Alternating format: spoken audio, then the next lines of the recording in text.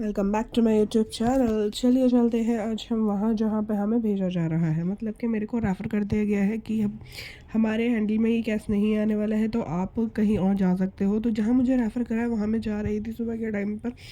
थोड़ी सी दिल में चुकर पुकर भी थी, डर भी लग रहा था, पर क्या कर सकते हैं, दिल को मजबूत किया और पहुंच गए। देखते हैं यहाँ पे भीड़ भीड़ तो हो रही थी, बहुत बहुत ज़्यादा हो रही थी। और जहाँ मैं आने से हमेशा घबराती हूँ, मतलब किसी को देखने जाना होता है ना, तो भी मैं खुशी खुशी जाना पसंद नहीं करती थी। लेकिन यहाँ पे मुझे खुद को ही आना था, वो भी एडमिशन के लिए, एडमिट होने के लिए। तो ये मेरी लाइफ का बहुत ही वियर्ड और एक कहते हैं ना खुशी वाला मोमेंट भी था, लेकिन डर भी बहुत था, क्योंकि जो मेरे डॉपलर्स में आ रहा है उसके अकॉर्डिंग मेरे को सिर्फ़ और सिर्फ वो एडमिट करना ही लास्ट ऑप्शन रह गया था कि मेरे को एडमिट होना ही पड़ेगा। लेकिन फिर भी मैं एक होप थी कि शायद ना हो। खैर वहाँ से मैं जब दिखाया तो उन्होंने भी मुझे अगेन कलर डॉपलर ही बोला। मतलब मैं डॉपलर करवा के इतना थक गई हूँ कि बस मैं आपको क्या बताऊँ, कुछ नहीं कह सकती हूँ कि ऐसा ना किसी के साथ ना हो जैसा एट द लास्ट मोमेंट मेरे साथ हुआ है। फिर भी मैं यही विश करूँगी कि जो मेरे साथ हुआ है ना, फिर भी मेरे ऊपर बहुत करम है कि अल्लाह तेरा शुक्र, काफ़ी कुछ बेहतर है, कॉम्प्लिकेशंस है पर फिर भी बेहतर है। तो यहाँ पे हम लोग बैठे हुए थे, अपना वेट कर रहे थे वेटिंग एरिया में कि कब हमारा नंबर आए और हम दिखाएं। तो जाहिर सी बात है, यहाँ पे तो इतना नंबर होता है कि भाई आप अंदाज़ा भी नहीं लगा सकते हो, आपके घंटों ही बीत जाते हैंगे। और गवर्नमेंट्स में तो आना मुझे बिल्कुल भी पसंद नहीं है, क्योंकि मेरा ऐसा है कि मतलब मेरे घर में प्राइवेट ही जाना पसंद करते हैं, गवर्नमेंट को कोई इतना मानता ही नहीं है।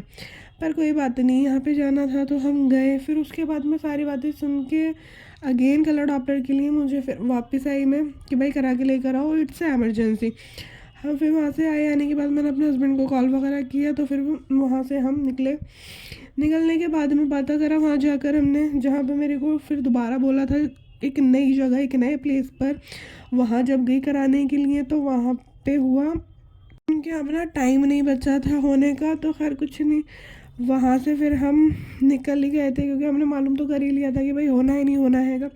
लेकिन हाँ एक बात है, मशीनों से गलतियाँ होती हैं, एक बार होंगी, दो बार होंगी, तीन बार, पर चार बार मशीनों से गलतियाँ नहीं होती हैंगी। या फिर ये कह सकते हैं कि कुछ को इतना एक्सपीरियंस नहीं होता, क्योंकि तजुर्बा भी हर चीज़ में बेहद ज़रूरी होता है। ज़िंदगी से सीखते सीखते ही इंसान को एक्सपीरियंस इतना हो जाता है कि कब क्या एक्शन लेने हैं।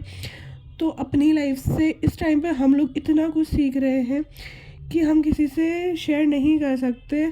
बस क्या ही बताएं। उसके बाद खैर जमा हो गया, तो फिर हम घर आए, आके देखा तो अम्मी रोटी बना रहे हैं, तीन को जाना था अपने वर्कशॉप पे। तो फिर ये लिख कर आए थे सब्ज़ी पूरी, मेरा मन कर रहा था खाने का। फिर उसके बाद हमारा इंस्टेंट गीज़र भी इंस्टॉल हो चुका था। सर्दियों के लिए काफ़ी अच्छी चीज़ है ये, राहत की।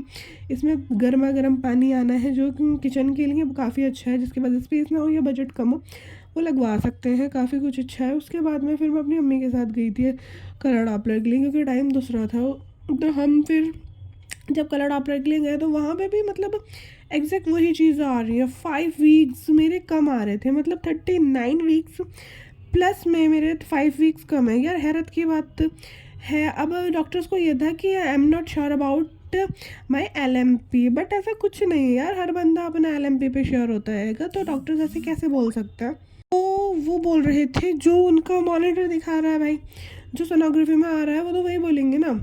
तो बस खैर कुछ नहीं, यहाँ पर फिर हम आ गए थे NIC। यहाँ पे हमने कराया, बैठे हुए थे, इंतज़ार कर रहे थे, क्योंकि यहाँ पे भी पेशेंट्स होते हैं। तो काफ़ी कुछ एक्स्ट्रा, कुछ अल्ट्रासाउंड, किसी का कुछ किसी का कुछ। तो बस हम अपनी उलझन में बैठे हुए सोच रहे थे कि आगे क्या होना है। यहाँ पे शायद हमें कोई राहत भरी रिपोर्ट मिल जाए, ऐसा रिज़ल्ट आ जाए जिससे हमें सुकून मिल जाए। तो काफ़ी हैक्टिक डे थे हमारे, बहुत ज़्यादा, कि बस कुछ नहीं कह सकते, कुछ किसी को बता नहीं सकते। वो कहते हैं ना जिस पे पढ़ती है उसको पता होता है। तो लिटरली जब पढ़ रही थी ना तो एक्चुअल में पता था, लेकिन हाँ एक यकीन है, एक कि जिसने दिया है वो रखेगा।